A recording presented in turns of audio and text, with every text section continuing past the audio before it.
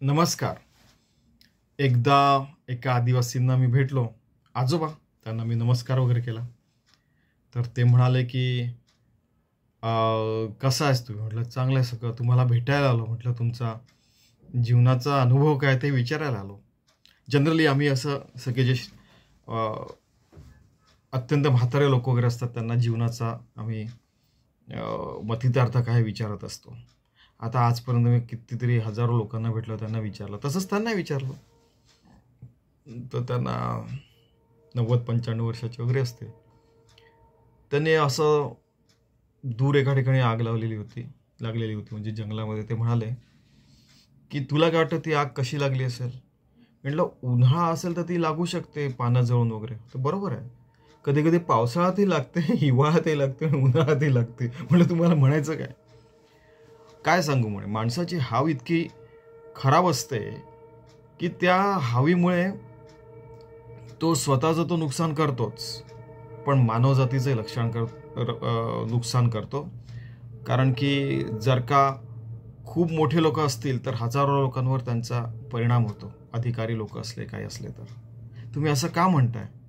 तर ते म्हणाले, की ही जमीन जी असते जंगलाची, वाळवंटाची, वाळवंट म्हणजे वालुकामय प्रदेश किंवा हिमालयातले जे बर्फाच्छादित प्रदेश आहेत आणि जंगलांची जमीन, हे सगळं ग्रॅब करणं, हिसकावून घेणं जंगलापासून, याच्यापासून, नेचरपासून, ही माणसाची जी सवय आहे ती खूप घातक आहे. तुम्ही असं का म्हणताय? त्यांना मी विचारलं. तर ते म्हणाले, की त्या ज्या आगी असतात त्या बरेचदा मुद्दाम लावलेल्या असतात.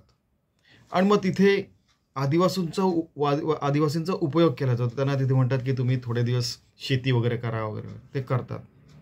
आणि नंतर मग त्यांना 2-4 वर्षांनी हाकलून देतात. तिथे स्वतःचं मग मायनिंग इंडस्ट्री, ऑइल इंडस्ट्री, फ्रॅकिंग पण करतात. म्हटलं फ्रॅकिंग शब्द तुम्हाला माहिती आहे? म्हणजे अतिशिक्षित लोकांना फ्रॅकिंग शब्द माहीत नसतो, की ऑइल करताना पाणी टाकून ते हे करतात. त्यानंतर कधी-कधी म्हणे तिथे इंडस्ट्री टाकतात, इन्फ्रास्ट्रक्चरच्या नावाने रस्ते बांधतात, आमची जमीन बळकावून घेतात आणि आम्हाला हे करून टाकतात, विस्थापित करून टाकतात. आणि मग त्यामुळे काय होतं, की बरेचदा आम्ही बदनाम होतो. तुला एक माहीत आहे का? मी म्हटलं, की "काय सांगा तुम्ही, तुमचं जीवन कसं राहिलं ते पण सांगा." "हो, सांगतो" म्हणाले. ते म्हणाले, की "आमच्या लहानपणी आम्ही 3-4 दिवसांपेक्षा जास्ती कोणत्याच जंगलात नाही राहायचो. आम्ही पूर्ण वनस्पती सगळी अशी ओरबाडून नष्ट नाही करायचो.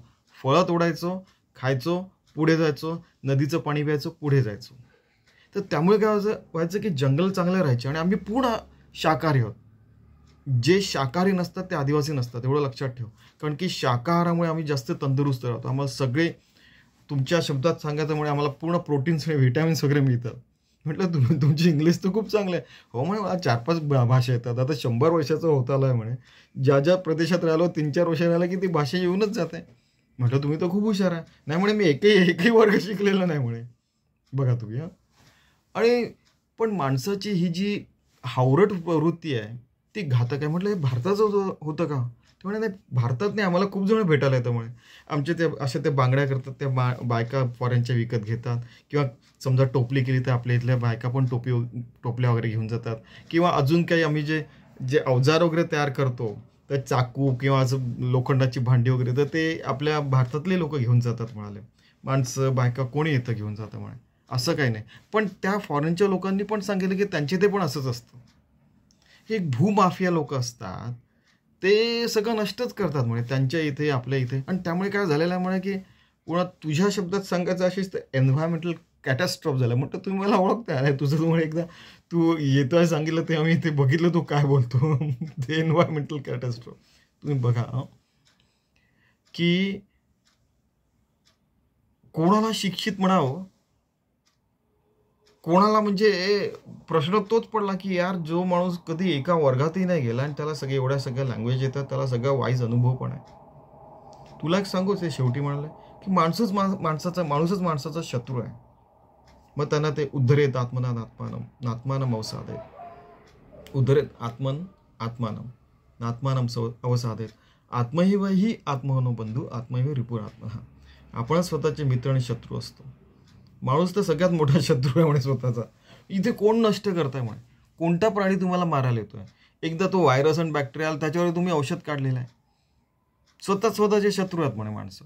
म्हटलं चंद्रा मंगळावर गेला तर तू जाऊन तिथे जंगल लावशील म्हणे, पण 100 वर्षांनी ते इंडस्ट्रीवाले येऊन जंगल कापून टाकतील, इथेही नष्ट करतील तिथेही नष्ट करतील. ते आपल्या जीन्समध्ये जे आहे ना ते काढावं लागेल म्हणे.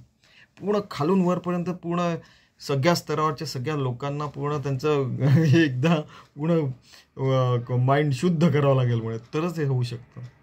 बघा म्हणजे 100च्या म्हणजे 90-95 वर्षाच्या 100 वर्षाच्या जवळ आले त्यांचं हे वाईज मेसेज आहे की बघा. म्हणजे अजून एक सांगायचं म्हणाले, तुला आदिवासी म्हणजे काय वाटतं?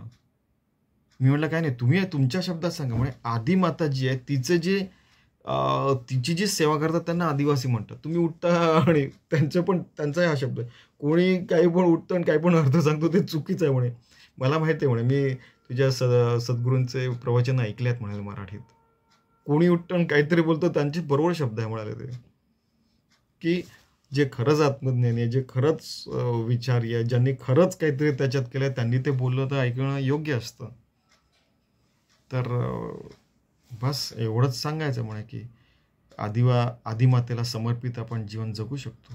तुमच्या शब्दात परमार्थिक लाईफ जगू शकतो चांगलं. आणि बघा किती शांतता येते म्हणे. म्हटलं खरंच शांतता आहे. त्यांचे नातवंड पण अगदी व्यवस्थित लाईफ जगतात.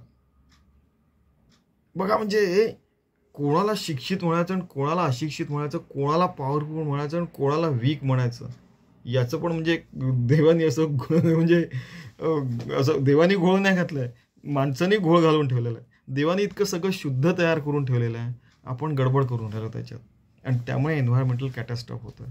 त्यांनी अजून एक वाक्य सांगितलं होतं की आपलं जे खत वगैरे टाकून, आर्टिफिशियल खत टाकून जे आपण हे तयार करतो,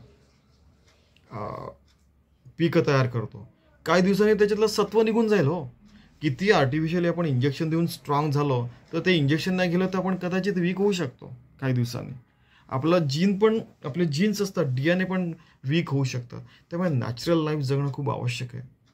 हा मात्र संदेश तू सगळ्यांना पाठव, कारण की शेवटी आपण स्वतःचा घात करतो असं मला वाटतं, म्हणून तुझ्या मार्फत मी हा संदेश द्यायचा प्रयत्न करतो असं ते म्हणाले.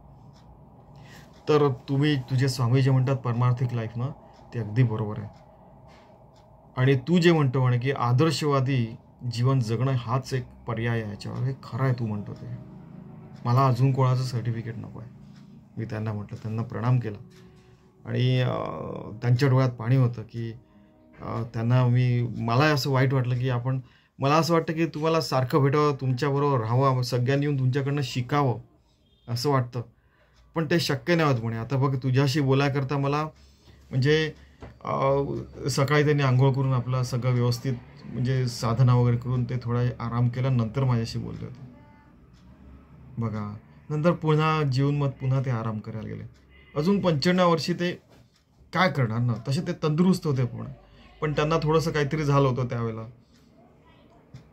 व्हायरल फीवर वगैरे आपल्या शब्दात म्हणायचं, पण ते आपल्या जडीबुटीचंच करून ते औषध घेऊन जगत होते. ठीक आहे, पण तुमचा शेवटला संदेश काय नाही.